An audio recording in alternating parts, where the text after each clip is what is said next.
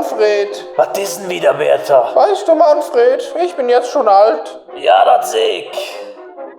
Sogar sehr gut. Ja, und ich will doch einfach nur, dass meine Großkinder in Zukunft einen vernünftigen Job machen. Einen vernünftigen Job, ja, das ist gut. Der so ein bisschen der Gesellschaft hilft. Das sehe ich genauso, Bertha. Danke, Manfred, du bist einfach der Beste.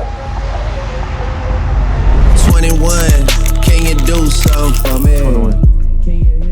Ja, Was? stell dir mal vor, wir streamen 7 Tage durch.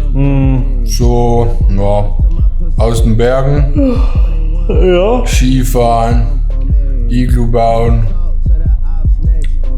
bisschen Gaming. Das klingt voll wie ein nicer Beruf. Ja, lass machen, Digga. Ja, lass machen, Dicker.